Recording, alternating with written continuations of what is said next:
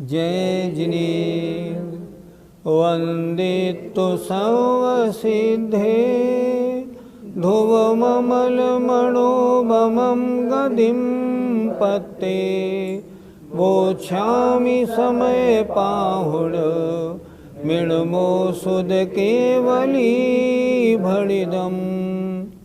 पंच परमेष्ठी भगवान की जय। अज्ञानी जीव जिसे अपने आत्मा का संवेदन नहीं, वो कैसी मान्यता रखता है, कैसी मानता है। देखें, आइए गाथा नंबर 99। परमपाणं कुवदी अपाणं पिय परं करन्तो सो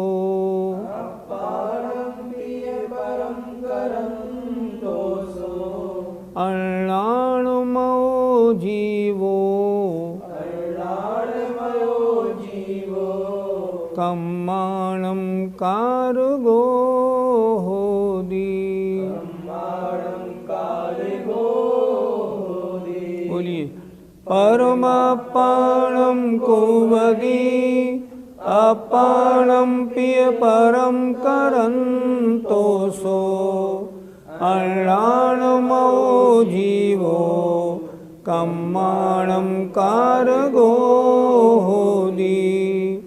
परमपाणं कुवदी अपाणं पिय परं करन्तो सो अण्णाणमयो जीवो कम्माणं कारगो होदी।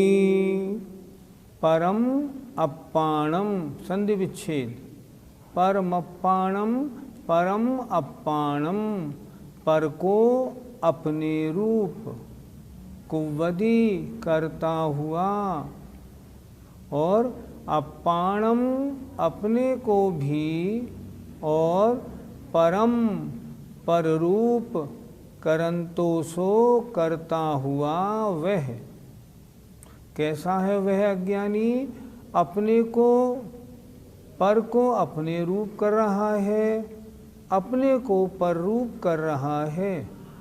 ऐसा वह अण्णाणमयो अज्ञान में जीवो माने जीव, कम्माणम कर्मों का कार्गो करने वाला होता है, करता होता है।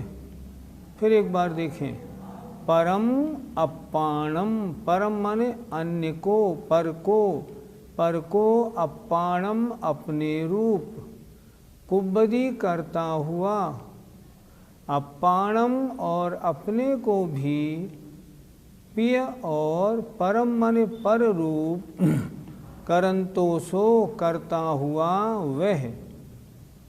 अण्णाणमयो जीवो अज्ञानमय जीव कर्मों का कर्ता होता है।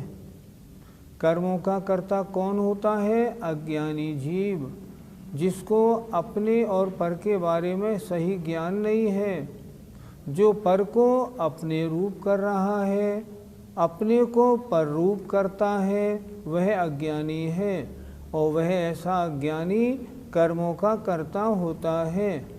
अगर ज्ञानी हो तो कर्मों का कर्ता नहीं होगा। पर को अपने रूप करता हुआ और अपने को पर रूप करता हुआ वह अज्ञानी जीव कर्मों का कर्ता होता है।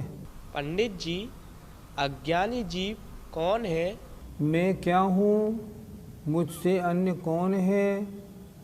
मेरा क्या है? अन्य का क्या है? जिसको इसका ज्ञान नहीं, जिसको स्वपर भेद विज्ञान नहीं, जिसको यही नहीं मालूम मेरा स्वरूप क्या है, वो अज्ञानी है। ऐसा अज्ञानी जीव क्या है?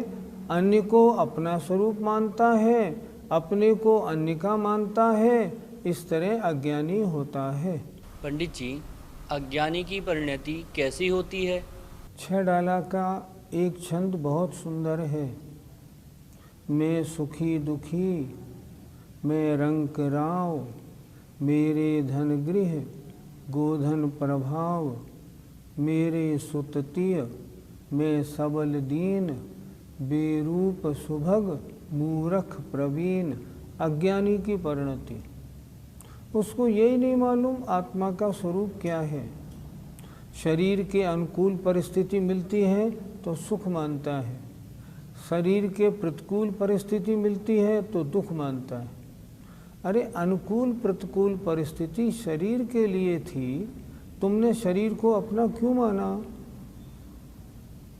दुख रूप परिणति होने पर देखो, एक बार आचार्य श्री को भयंकर हारपीस हुई जब आचार्य श्री अमरकंटक जा रहे थे। हारपीस से आचार्य श्री को बहुत कष्ट रहा।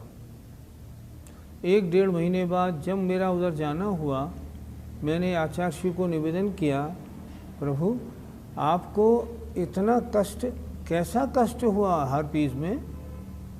आचार्य श्री ने बहुत कम बोलते हैं उत्तर दिया, बिच्छू सहस डसे नहीं तिसो। 1000 बिच्छू एक साथ डंक मारे, इससे भी ज़्यादा पीड़ा थी। उन्होंने कुछ नहीं बोला, बस बिच्छू सहस डसे नहीं तिसो।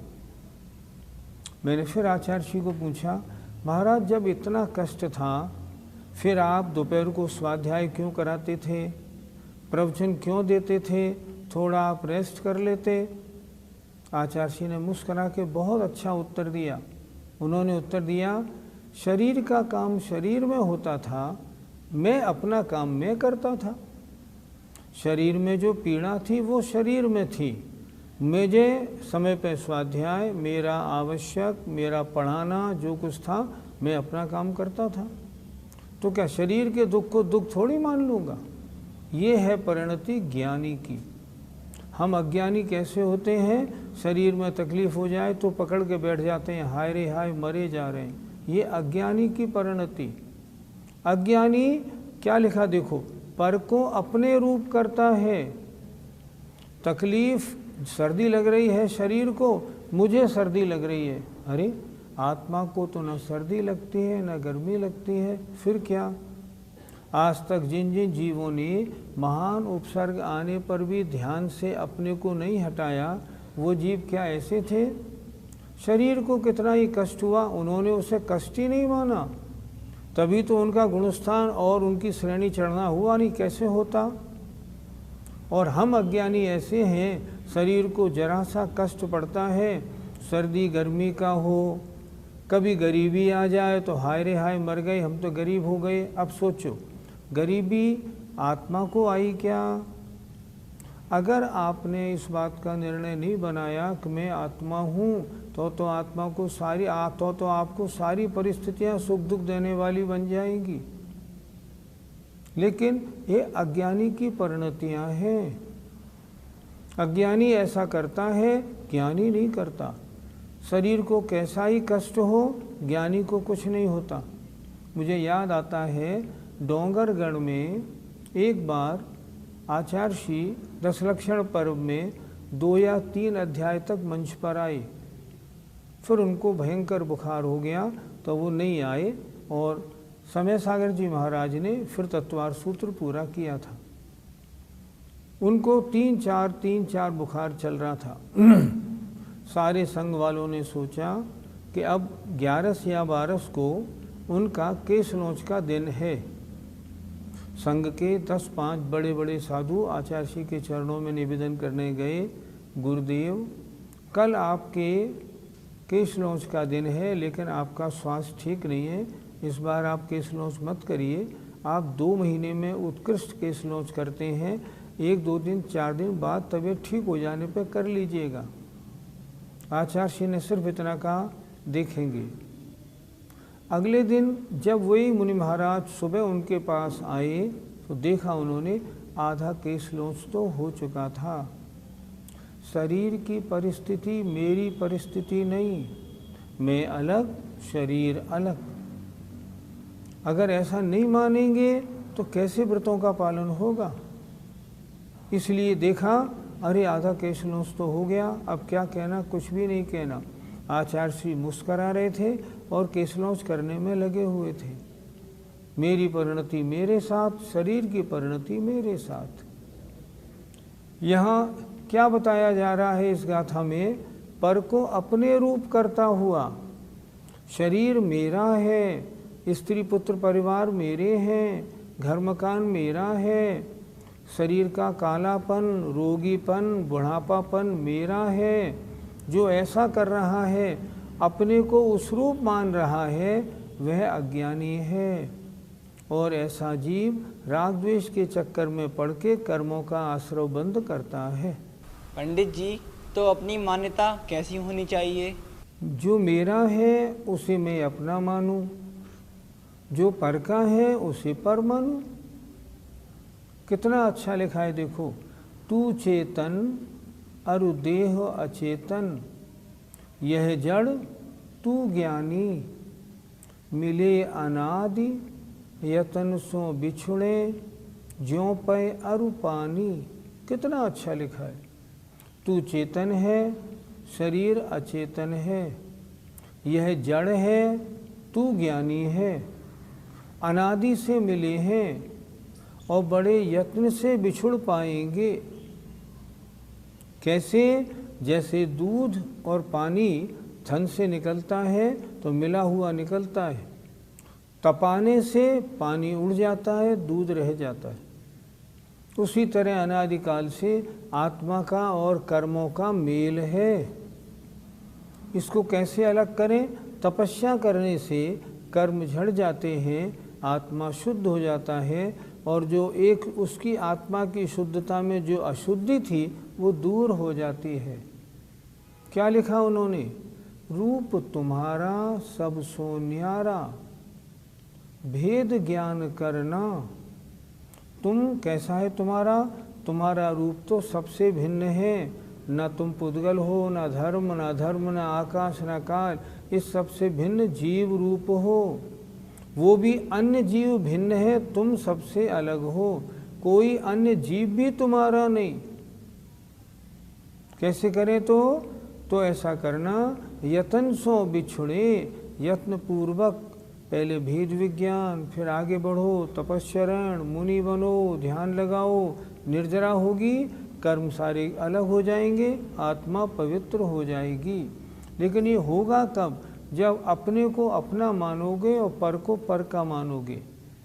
पर में ही उलझे रहोगे ना तो हमेशा कर्मों का बंध होता रहेगा, निर्जरा होने की नौबत नहीं आएगी, हम अज्ञानी ही बने रहेंगे। इसलिए अपनी परिणति को बदलें। मैं क्या हूँ, मेरा क्या है, मेरा क्या नहीं है, सामने वाले का कौन नहीं है, इसको अच्छी तरह सोचना है। मेरा क्या है? मेरा ज्ञान दर्शन मेरा है। स्त्री पुत्र परिवार मेरा कोई नहीं, मैं तो आत्मा मात्र हूँ। अगर ऐसा करेगा ना तब तो ज्ञानी कहलाएगा, नहीं तो अज्ञानी बना रहेगा। गाथा नंबर 99 का पद्यानुवाद देखिए। हे अन्य रूप करता निज को विमोही, ओ आत्म रूप करता जड़ अन्य को ही। हा मूढ़ जीव विधि बंध को जुटाता, देकार कातर निरंतर पीर पाता। पीर माने दुख, धिक्कार है ऐसे कातर को जो निरंतर दुखों को पाता रहता है। कारण अज्ञानता। आइए अब गाथा नंबर 100 बोलते हैं। परम पाणम को वम,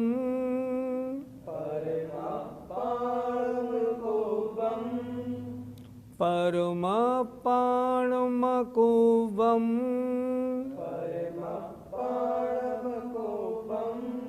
अपाणं पिय परम अकुवन्तो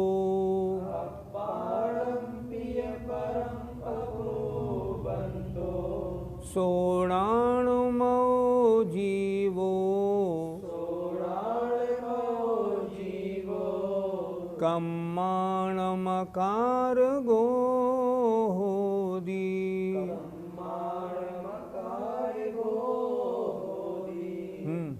परमपाणमकुवम्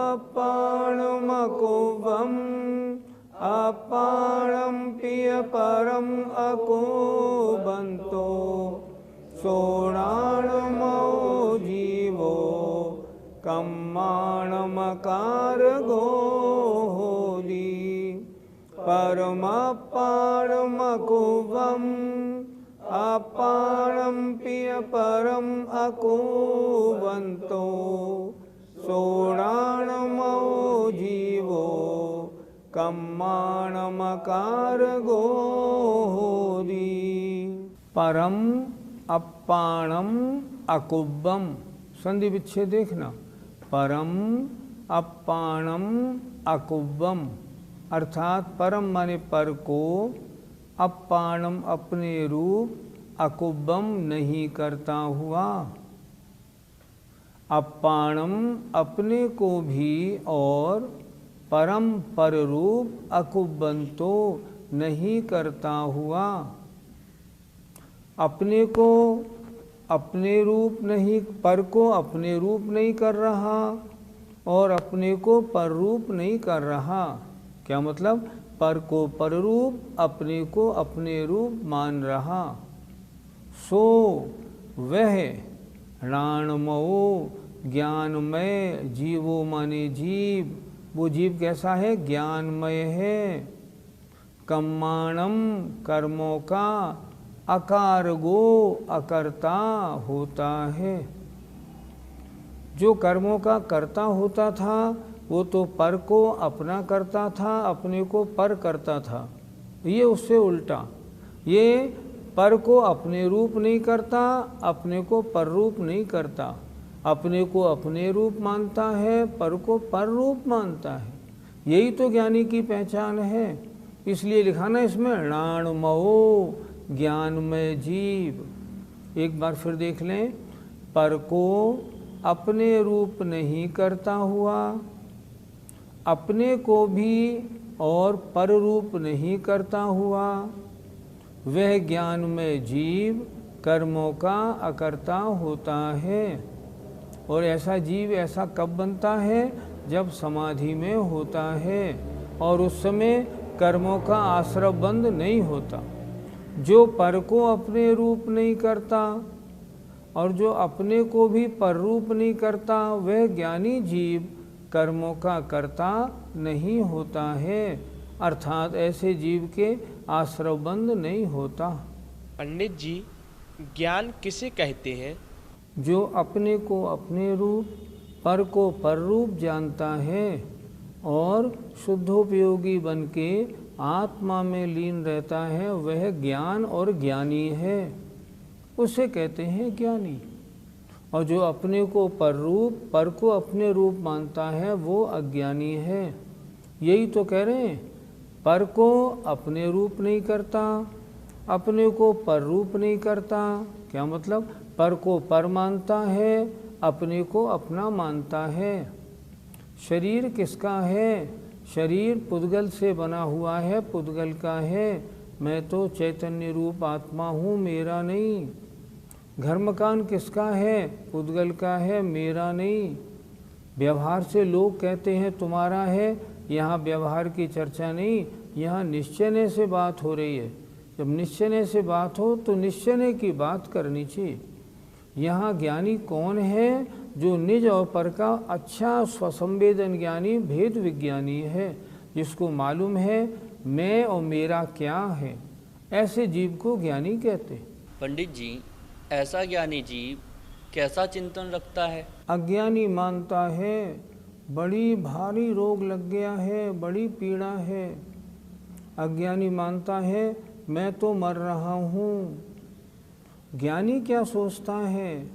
आचार्य पूज्यपाद महाराज अष्टोपदेश में कहते हैं, न मे मृत्यु कुतो भीतिर, न मे व्याधि कुतो व्यथा। मैं कभी मरता नहीं, डर किस बात का। और वास्तव में आत्मा कभी मरता है क्या? कभी नहीं मरता। न मे मृत्यु कुतो भीतिर, न मे व्याधि कुतो व्यथा। मेरी आत्मा में कभी रोग लगता नहीं, तो मुझे पीड़ा व्यथा कैसी? मेरे को कोई पीड़ा नहीं। ये पीड़ा शरीर में है, मैं शरीर नहीं, इसलिए ये पीड़ा मुझ में नहीं। अन्य को अपने रूप नहीं करता, अपने को अन्य रूप नहीं करता। कितना सुंदर लिखा है। न मे मृत्यु कुतो भीतिर, न मे व्याधि कुतो व्यथा। और देखिए, ना हम बालो न वृद्धो हम न युवा एतानि पुद्गले। ना तो मैं बालक हूँ, ना वृद्ध हूँ, ना युवा हूँ। ये तो सब पर पदार्थ पुद्गल की दशाएं हैं। क्या आत्मा कभी बूढ़ी होती है? नहीं होती। आत्मा कभी बच्चा होती है? नहीं होती। आत्मा तो हमेशा आत्मा है। बुढ़ापा, जवानी, बचपना शरीर का है, पुद्गल का है, आत्मा का नहीं। इसीलिए तो कहते हैं समय सार जी में तो कैसी कैसी गाथाएं दी हैं। अरस मरुवम गंधम, मैं रस रूप नहीं, गंध रूप नहीं, मेरे में रंग नहीं, मेरे में कुछ नहीं। अव्वत्तम, मैं कहने लायक नहीं। चेतना गुणम असद्दम, मैं शब्द रूप नहीं। मैं क्या हूँ? मैं तो ज्ञायक भाव स्वरूप आत्मा हूँ। इस समय सार में कैसे कैसे श्लोक आए हैं। अहमिको खल शुद्धो दंसणाणमयो सदा रूपी, रव्यथि मध्य किंचिवि अन्नम परमाणु मित्तम पी। अन्य परमाणु मात्र भी मेरा नहीं है। इसलिए चाहे संसार में कैसी प्रलय हो जाए, मेरे दुख का कोई कारण नहीं। क्यों? क्योंकि मेरा नाश तो कभी हो ही नहीं सकता। ऐसा चिंतन जो करता है ना, वो ज्ञानी होता है। पंडित जी, यदि हम ऐसा चिंतन करें तो क्या कर्मबंध नहीं होगा? हम गृहस्थी में फंसे, राग द्वेष के चक्कर में फंसे पड़े, हम ऐसा चिंतन करें, ये चिंतन ऊपरी ऊपरी है। अगर ऐसा चिंतन है, फिर घर में क्यों, फिर व्यापार रोजगार में क्यों पड़े हैं? क्यों नहीं इसको छोड़ देते? जब ये मेरा है ही नहीं, तो मैं इसमें क्यों फंसा हूँ? क्यों सुबह से शाम तक मैं 2 बार रोता हूँ, 4 बार दुखी होता हूँ? नहीं, ये आपके तो हो ही नहीं सकता ऐसा चिंतन। हाँ, ऐसी भावना आप बना सकते हैं, वो अलग बात है। तो ऐसा चिंतन किनके होता है? जो शुद्धोपयोगी मुनि महाराज होते हैं, जिनको किसी से राग नहीं, द्वेष नहीं, विषयाशा वशाती तो निरारंभो परिग्रह। ऐसे जो मुनि महाराज होते हैं, जिनका किसी से लगाव नहीं, ऐसे मुनि महाराजों के ऐसे चिंतन बनता है। लेकिन जब वे ऐसे चिंतन में रहते हैं, मान लो, तो जनरली शुभोपयोग होता है। और जब वो शुद्धोपयोग में आ जाए, ऐसे चिंतन में डूब जाए, तब क्या होगा? शुद्धोपयोग होगा। उस शुद्धोपयोग के समय क्या कर्मबंध नहीं होगा? कर्मबंध तो होगा। कर्मबंध तो अरहंतों के भी होता है। 13वें गुणस्थान में कर्मबंध तो होगा, लेकिन वो कर्मबंध संसार का कारण नहीं है। उससे कोई विशेष नुकसान होने वाला नहीं। कर्म बंधन 10वें गुणस्थान तक तो एक मोहिनी छोड़ के सबका होता है। मोहिनी का 9वें गुणस्थान तक होता है। 11, 12, 13वें गुणस्थान में एक साता वेदनी का आश्रय बंद होता है, तो बंद तो वहाँ भी होता है। यहाँ ऐसे जीव के शुद्धोपयोगी के बंद तो है, लेकिन वो संसार का दुख का कारण नहीं। इसलिए इस बंद को बंद नहीं माना। लेकिन फिर भी अगर हम गृहस्थ अवस्था में ऐसा चिंतन करते हैं, तो वह चिंतन हमारी भावनाओं को बड़ा पवित्र बनाता है। हमें आगे बढ़ के मोक्ष मार्ग में आने के लिए हमें प्रविष्ट कराता है। आगे बढ़ो, और ऐसे ही जीव आगे बढ़ते हैं। गाथा नंबर 100 का पद्यानुवाद। जो अन्य को निजमयी करता नहीं है, ओ आप को परमयी करता नहीं है। ज्ञानी वही मुनि वशी सुख बीज बोता, ना कर्म बंद करता निज लीन होता। वे मुनि महाराज वशी होते हैं, सुख के बीज बोते हैं, कर्म बंद नहीं करते, आत्म स्वरूप में लीन होके परम सुख का आनंद लेते हैं। यों चिंत निज में थिर भये, तिन अकथ जो आनंद भयो, सो इंद्र नाग नरेंद्र वा अहमिंद्र के नाही कहो। ऐसा आनंद शुद्धोपयोग में मुनि महाराज को आता है। जय जिनेन्द्र।